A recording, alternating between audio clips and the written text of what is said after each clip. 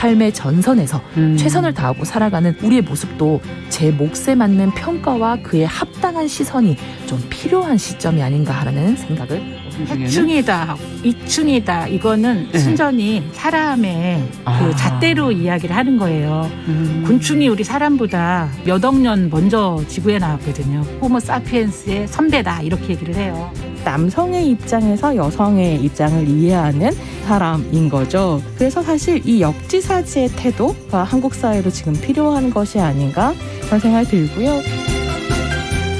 세상을 보는 따뜻한 시선 정용실의 뉴스 브런치.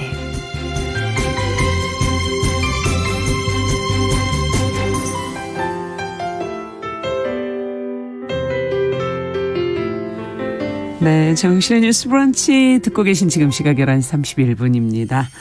저희 금요일에는 다양한 분야에서 활동하는 여성분들을 모셔서 이야기 나눠보고 있습니다. 금요 초대석.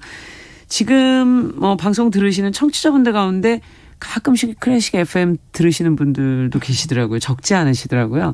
일라디오 1FM을 같이 병행해서 들으시는 분들이 은근히 많으신데 뉴스 듣고 싶으실 땐 일라디오 또 클래식 들으시고 싶으실 때 1FM. 오늘은 그래서 클래식 음악에 대한 이야기를 저희가 좀 한번 해볼까 합니다. 요즘 젊은 연주자들 인기가 워낙 높아져서 열기라고 표현들을 하시더라고요. 그만큼 클래식에 대한 사랑, 대중의 사랑이 좀 전과 달라졌다 이런 느낌이 드는데 그래서 오늘은 이런 분위기도 한번 어떻게 가고 있는지 한번 좀 들어보고요.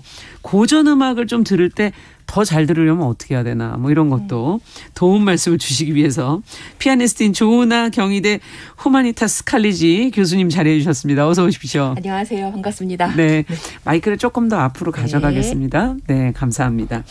자, 요즘에 K-클래식이라는 표현들을 많이 하세요.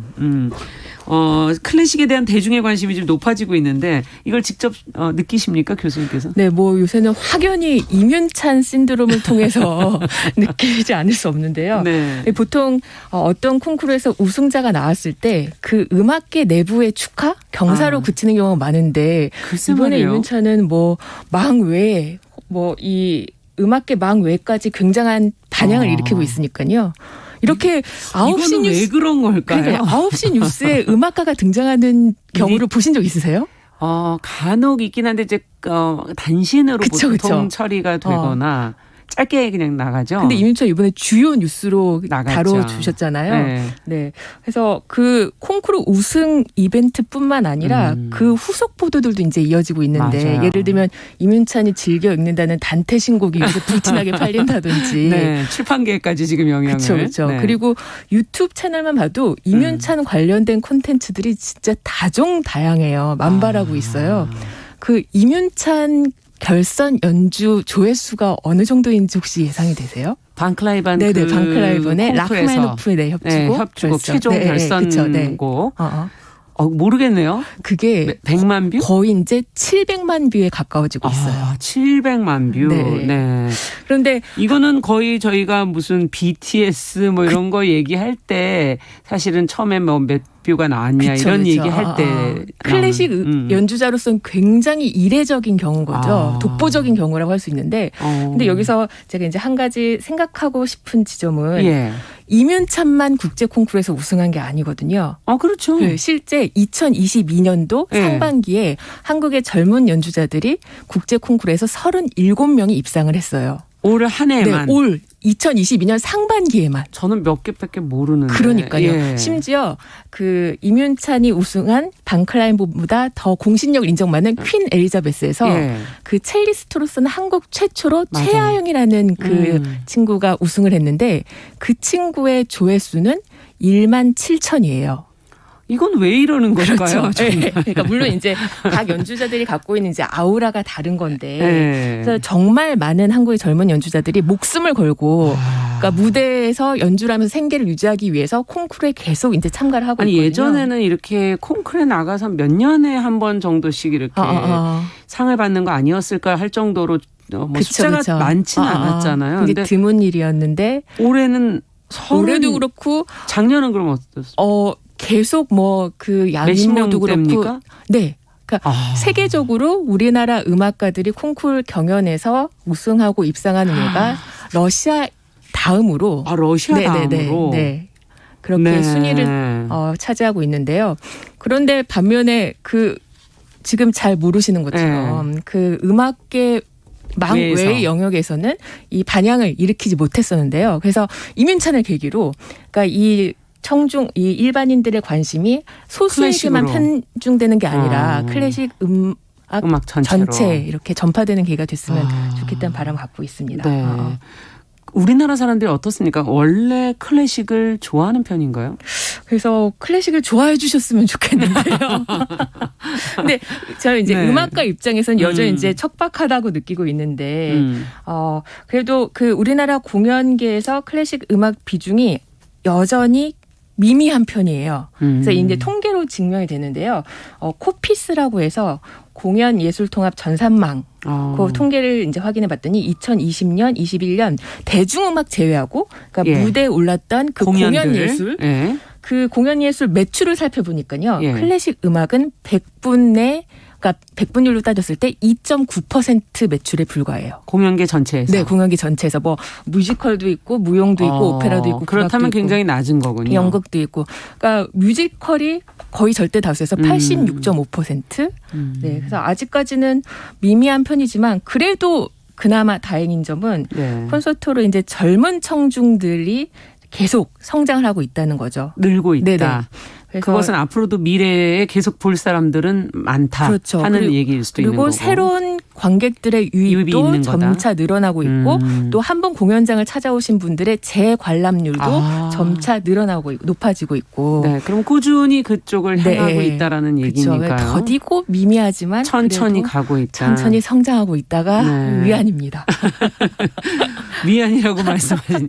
근데 정말 공연장을 어쩌다 한번 가보면은 젊은 분들의 숫자가 예전보다는 좀 많아졌다는 느낌을 확실히 받거든요. 네, 그게 아무래도 말씀하신 이런 젊은 그 예술가들의 노력이 아닐까. 젊은 예술가들의 노력도 있고 그리고 젊은 청중들을 타겟해서 어떤 공연이 만들어지는. 공연의 이 프로그램 구성이라든지 아니면 홍보 전략이라든지 그렇군요. 이런 것들도 더 친근하게 다가가기 위해서 노력하고 있는 거죠. 네, 그럼 오늘 이 시간에 조금 이게 클래식을 쉽고 재밌게 저희가 좀 이해할 수 있는 그런 방법들도 좀 알려주시면 더 좋을 것 같은데 이민찬 얘기로 시작을 했으니까 정리는 한번 하고 가야 되잖아요.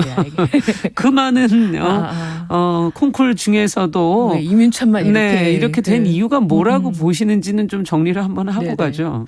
저희 이제 언론에 인터뷰하면서 제가 뭐라고 이 친구 연주에 대해서 찬양을 했냐면 지구가 인류에게 공들여 점지한 피아니스트가 이민찬이다. 그러니까 그만큼 귀인이 한국에 등장했다라고 이제 호들갑을 떨었어요. 그래서 자타공인 이민찬의 연주는 굉장히 폭발적인 파괴력을 가지고 있어요. 그래서 자신의 한계를 극단으로 밀어붙이면서 그 한계를 계속 무너뜨리거든요. 그래서 보통 콩쿠르 같이 남들과 경쟁해야 되는 그 무대에서 연주자들이 어쩔 수 없이 자신을 지키면서 안전하게 연주하려고 들거든요. 그럴 것 같아요. 그러니까 엄청난 긴장이잖아요. 그리고 단 하나의 실수도 용납되지 않고 그리고 심사위원들 여럿인데 그 사람들이 호불호를 타지 않는 어떤 보편적 취향의 연주를 무난한 연주를 하려고 한단 말이에요. 근데 이민찬은 달랐던 거죠. 그러니까 콩쿠르를 대비한 연주가 아니라 그 자신의 한계를 아까 극한으로 밀어붙이는 거죠. 그래서 이 친구 연주를 듣다 보면 제가 좀 짠하고 애틋한 마음이 들 때가 되게 많은데요. 너무 스스로를 파괴하는 게 아닌가. 그러니까 폭발적인 파괴력이 그 이민찬 스스로를 파괴하지 않을까. 저 친구가 산화해서 불타서 없어지지 않을까. 그러니까 연주자기 때문에 그렇게 보시는 거군요. 네네네. 그러니까 뭔가 수명을 단축해서 치는 것 같은 그런 애달픈 마음을 들 때가 있어요. 네, 너무나 많은 에너지를 쓰다 보면 결국 그거는 그런 결과를 가져올 수 있는 거니까요. 그쵸. 그래서 영국의 가디언즈는 이민찬의 연주에 대해서 이렇게 이렇게 표현했는데요. unselfish. 그러니까 사심이 없다는 거죠. 맞아요. 그러니까 뭔가 허장성세, 나를 드러내는 허장성세가 아니라 나를 던져서 온몸으로 던져서 혼연일체 그렇죠. 무아지경에 이르는 그 연주라는 거죠. 아, 그 표현이 정말 네. 무슨 말인지 알 것 같네요. 네. 근데 보는 관객들의 입장에서는 저는 전문가가 아니기 때문에 관객은 도리어 그런 다른 연주와 달리 너무나 열정적이고 그 음악이 더 귀에 들어오는 느낌이 있거든요. 네. 그래서 피아니스트 입장에선 저렇게 치고 싶다 부러운 마음이 드는 게 아니라 아, 저렇게는 못 칠 것 같다라는 약간 그렇겠네요. 연민과 경외가 생기는 그런 아. 연주를 들려주는 연주자군요. 피아니스트입니다. 네. 네. 자, 근데 요즘에 이제 영화를 보니까 얼마 전에 지금 많이 인기를 끌고 있는 영화 헤어질 결심에 원래 말러 교향곡 5번 중에 사악장은 이제 아다지에토. 많이 네. 많은 분들이 좀 좋아하시는 곡이긴 한데 이게 주요 장면에 이제 삽입이 되면서 네. 말로 음악 괜찮네. 말로 좀 어렵게 생각하시는 분들 네네네. 많으시잖아요. 예. 근데 괜찮네. 이렇게 영화에 사실은 이렇게 삽입된 클래식 곡도 이 곡만이 아니지 않습니까? 네네네. 이 가끔 영화에서 음악이 회자되는 경우도 있거든요. 아마 그 박찬욱 감독이 말러 음악을 영화에 활용한 건 그 루이 비스콘티 감독의 베니스에서의 죽음에서도 이 말러의 아다지오토가 이 베니스의 일렁이는 그 물결과 어우러져서 굉장히 중요하게 활용이 되거든요. 그에 대한 오마주가 아니었을까 싶은데 근데 워낙 박찬욱 감독은 그 클래식 애호가세요. 그래서 그렇군요. 공연장에서 굉장히 자주 만나 봬요. 얘기 종종. 들은 적 있는 것 같아요. 네. 맞아요. 공연장에 많이 오신다고. 네네. 그리고 인터뷰를 받았더니 나중에 클래식 라디오 DJ가 되고 싶다. 그렇게 인터뷰를 하셨더라고요. 아니 너무 넘보시는데요. 아니 그만큼 클래식에 대한 애정이 그쵸. 있으시군요. 네.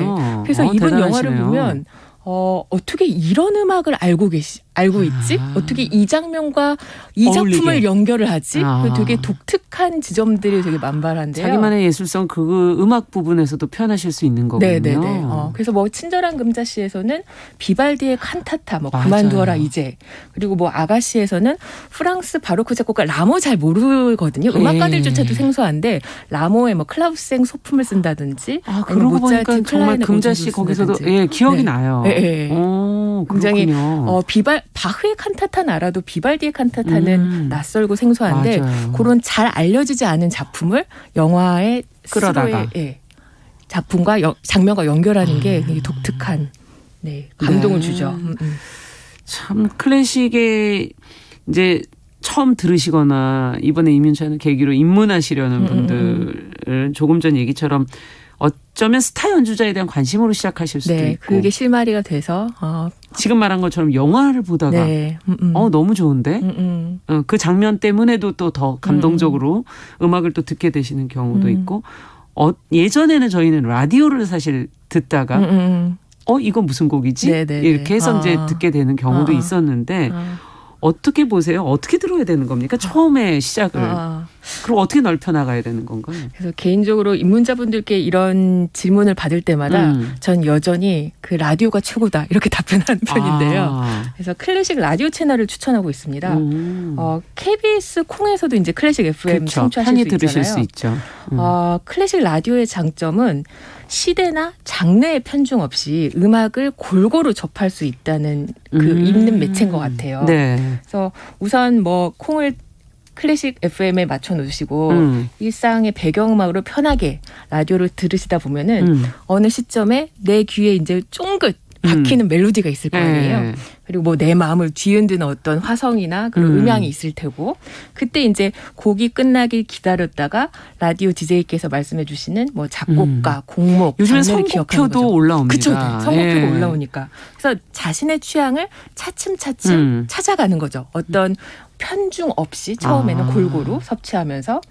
그래서 KBS 콩뿐만 아니라 그 클래식 라디오 채널을 전용으로 송출해 주는 그 어플리케이션이 굉장히 다종다양한데. 그래요. 그래서 예를 들면 뭐 BBC 사운드, 맞아요. BBC의 그 클래식 공영방송도 전 세계 공영방송들이 그쵸. 사실은 클래식 음악들을 굉장히 잘 그 BBC는 또 방송 교향악단도 갖고 있어요. 맞아요. KBS처럼. 예. 그리고 뭐 라디오 프랑스 클래식 채널이 있고 라디오 스위스 클래식 채널도 있고 네. 또 클래식 FM이라는 채널도 있고. 예. 근데 그래서 각 나라마다 이 전용 클래식 FM 전용 채널이 존재하는데 재밌는 건 각기 특징이 달라요. 예. 그러니까 영국 음악사에서는 합창이 중요하거든요. 그래서 BBC를 듣다 보면 합창이 합창 많이 음악이 나옵니까? 되게 자주 흔하게 오. 나와요. 그리고 프랑스는 라디오 프랑스에서는 인상주의 음악들, 드비시나 라벨 같은 혹은 현대 음악들 지금 막 그 창작되고 있는 현대 창작 음악이 굉장히 중요하게 취급이 되고 그렇군요. 반면에 라디오 스위스 클래식은 뭐 약간 보수적이다 싶을 정도로 하이든, 모차트, 베토벤 같은 고전주의 음악을 굉장히 중점적으로 이렇게 송출해 주시더라고요. 송출해 두더라고요. 그래서 그런 그 각 어플리케이션의 차이도 뭐 체감해 가면서 들으시면 좀 더 흥미롭지 않을까. 비교하실 수 있는 채널들이 네네네. 많다는 말씀이시네요. 네. 야, 방금 뭐 M 얘기를 했는데 요즘에는 이제 예전에는 음반으로 그 소리가 어떠니 그러면서 이제 들으셨는데 요즘에는 그냥 스트리밍 서비스도 워낙 좋고 네. 음원으로 음악들을 이제 많이들 듣지 않으십니까? 클래식은 어떻습니까? 이렇게 듣는 게 좋은 건지. 저 개인적으로는 아무리 서툰 연주더라도 음반이 이 실황 연주를 넘어설 수는 없다라고 생각을 하는데요. 예, 왜냐하면 나무 악기의 이 생생한 울림이 기계로 조작된 음들과는 본질부터 달라요. 그래서 이걸 이제 배음과 순음의 차이라고 일컫는데요. 그건 무슨 말인가요? 소리의 물성 자체가 다른데 네. 나무 악기의 배음은 여러 음들이 동시에 층층이 겹을 이뤄서 함께 공명을 해요. 그런데 전자기기의 순음은 그 배음을 흉내낸 거에 불과해요. 그러니까 아무리 오디오 성능이 훌륭하다 하더라도 한계가 있는 거죠. 그렇군요. 네, 전자음향은. 네. 그래서 이제 음색의 물성이 근본적인 차이가 있고 또 콘서트홀에서는 그 콘서트홀이 가진 매력은 집단 경청? 그쵸. 영화처럼. 그쵸. 네. 몰입의 힘이라고 생각하는데 그러니까 일상의 공간과 격리되잖아요. 예, 그것밖에 할 수가 없잖아요. 그쵸. 묶여서 그 곡이 봐야 끝날 되잖아요. 때까지 들어야 되잖아요. 네. 그러니까 바깥소리 완전히 차단되고 객석의 조명 어두워지니까 몰입을 할 수 있는 환경 자체가. 그쵸. 연주자와 청중이 같은 시공간을 공유하면서 몰입의 시너지가 높아지고 또 하나는 실황 연주의 중요한 아우라는 제가 생각하기에 유일무이한 일회성이다. 네, 그렇죠. 그러니까 한 번 지나고 나면 돌이킬 수 없고 같은 연주를 한 번 더 듣는 게 불가능하다. 하지만 이제 음반은 스튜디오에서 녹음된 음반은 인위적인 조작이 그냥 난무하거든요. 그러니까 뭐 틀린 음 다 걸러내고 잘라내고 마디 다 짜집기 해서 편집하고 그러다 보니까 소리도 더 이렇게 막 튜닝해 가면서 맞춰 가면서 예. 그러니까 시간 예술이 가진 일회성의 미덕을 아예 그냥 거세시킨 게 음반이라고 한다면 그래서 콘서트홀은 음악이 살아 움직이는 현장을 체험할 수 있다. 매 순간 새로 태어나고 끊임없이 변화하는 음악의 생명력이 살아있는 공간이라고 생각합니다. 네. 그래서 집에서 이렇게 음악을 들을 때 좋은 곡과 현장에 가서의 좋은 곡은 전혀 다른 다르죠. 네네네. 거라는 생각이 들기도 하고 집에 있을 땐 주로 좀 우울한 음악을 그러세요? 뭐가 좀 눈물이라도 나올 것 같은 뭐 그런 감정을 짜내지 않고는 사실은 뭐 집중해서 듣기가 계속 듣기 안 되니까 끄게 되는데 네네. 현장에서는 어떤 음악이라도 그 연주자의 표정과 뭐 이런 거에 따라서 너무 좋을 때도 있고. 예. 그렇죠. 낯설고 생소한 현대 음악이라도 그 음향의 새로운 창의적인 발명을 우리가 체험할 수 있는 그런 기회가 되기도 하죠. 네. 야, 그래서 이제 그 공연장 가시면은 입문자들이 이런 얘기를 많이 하시더라고요. 이제 특히 예술의 전당 뭐 롯데 콘서트로도 마찬가지지만 요즘에 그 객석 그 뭐라 그래야 합창석이라고 그럴까요? 네네네네. 거기에 이렇게 앉게 하는 경우가 있잖아요. 왜 우리랑 마주 앉아 있는 분이 계실까? 마주 이렇게 얼굴 보고 굉장히 불편한데 저쪽 분도 불편하지 않을까? 뭐 이런 얘기들도 우스개로 하거든요. 근데 거기는 어떤가요? 소리가 어떤가요? 한번 앉아보진 않았는데. 보통 이 악기의 소리가 무대 앞쪽 객석을 향하기 때문에 있잖아요. 합창석의 음향은 아무래도 답답하고 왜곡되어 있을 우려가 있죠. 그런데도 그 불리한 음향을 불사하고 합창석을 선호하는 또 청중이 계세요. 그건 무슨 이유일까요? 특히 교향악단 연주에서 지휘자의 일거수일투족을 마주하고 싶은 싶은 분들. 저희 지휘자 등을 보고 연주자 그쵸, 그쵸. 얼굴을 보는데 이제 지휘자의 보통의 객석에서는 뒤통수만 보이잖아요. 그렇죠. 근데 합창석에선 그 음악의 악상에 따라서 시시각각 변화하는 지휘자의 뭐 섬세한 표정 변화들, 그리고 지휘자의 팔동작들, 온몸의 제스처들을 훨씬 더 확연하게 마주할 수 있는 거죠. 그럼 지휘 공부하시는 분들인가? 지휘 공부하는 학생들도 또, 그 합창석이 네. 많이 도움이 될 테고, 네. 지휘자의 관심을 갖고 있는 그 청중들. 맞아요. 이런 어떤 때는 지휘자 가까이서 보려고 이제 오랜만에 돈을 엄청 내고 이제 R석으로 가서 앞자리로 가서 이제 그쵸. 그렇게 디테일을 보면서 이제 유명한 보는 거죠. 지휘자가 왔다고 해서 갔는데 결국 이제 뒤만 보고 오는 나오는 거죠. 네. 네. 네. 그런데 이런 음악적인 이유 외에도 합창석은 티켓 가격이 저렴해요. 아무래도 그렇죠. 훨씬 저렴하죠. 그러니까 경제적인 부담을 덜어준다는 학생들이라든지 네. 공부하는 네. 친구들이라든지 아니면 싸게 정말 나는 뭐 많은 공연을 보겠다라고 그렇죠. 생각하시는 분들은 전략적으로 보실 수도 있겠네요. 근데 모든 공연이 합창석을 개방하진 않고요. 그러니까 그렇습니까? 보통 이제 객석 점유율이 높은, 그러니까 예매율이 상대적으로 안정적으로 높은 공연의 경우에 오픈을 합창석을 열어주는 경우가 있습니다. 네. 클래식 공연이 좀 티켓값이 비싸다라는 말도 있는데 어떻게 보세요? 티켓값이 아까는 전체 공연으로 봤을 때 비중은 낮다. 2.8%에 불과한데 네. 티켓 값이 기십만 원 호가하는 경우는 그 외국에서 유명 교향악단을 초청한 경우에 국한이 되고요.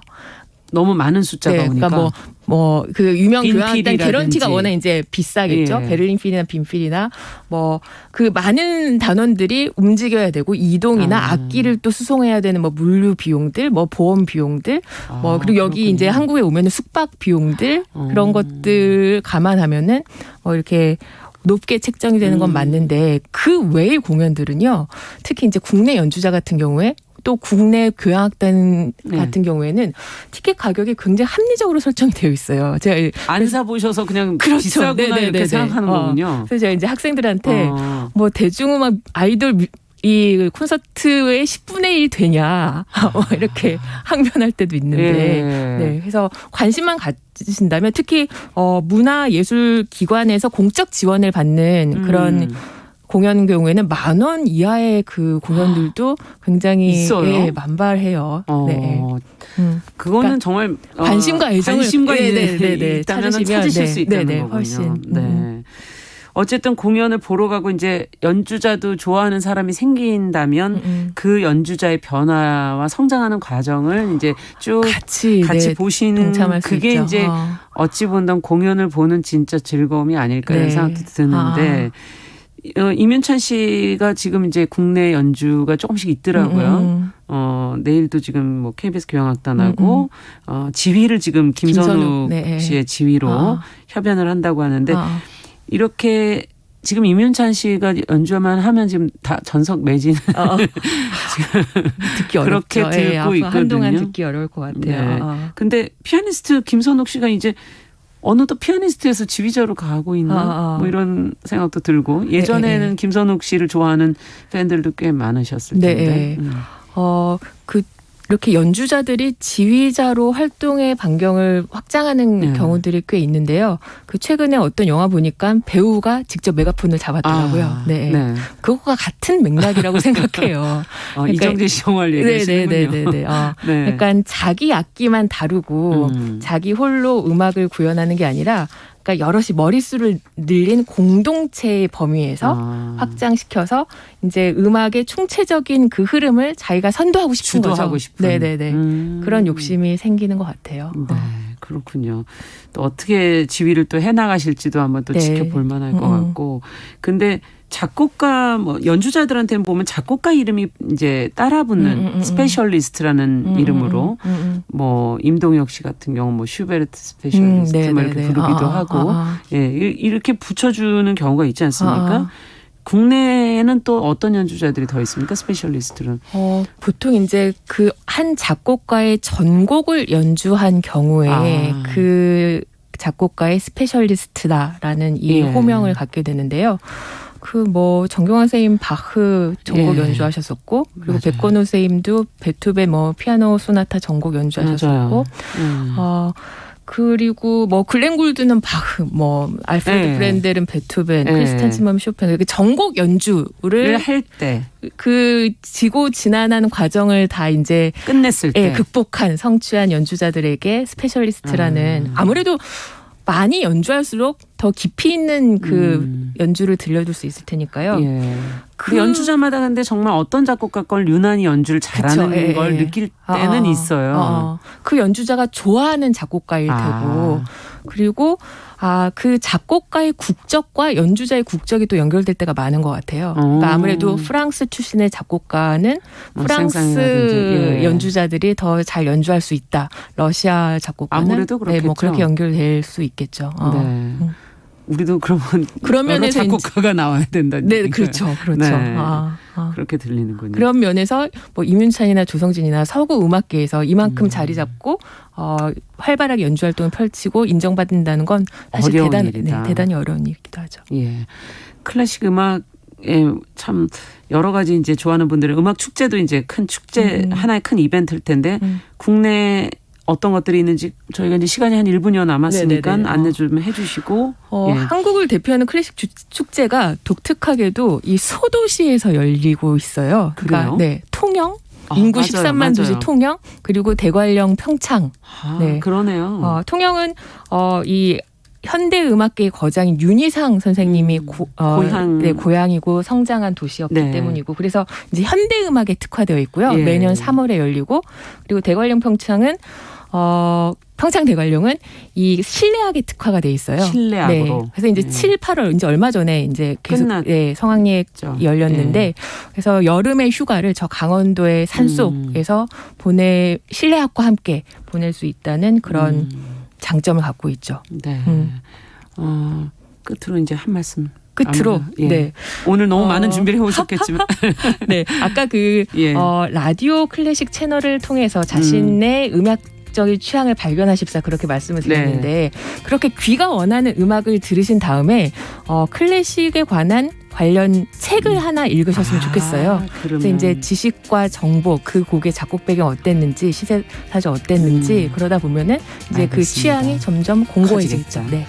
금요초대석 피아니스트 조은하 교수와 함께 K-클래식 살펴봤습니다. 말씀 잘 들었습니다. 네, 감사합니다. 정용실의 뉴스 브런치 금요일 순서도 여기서 인사드립니다. 안녕히 계십시오.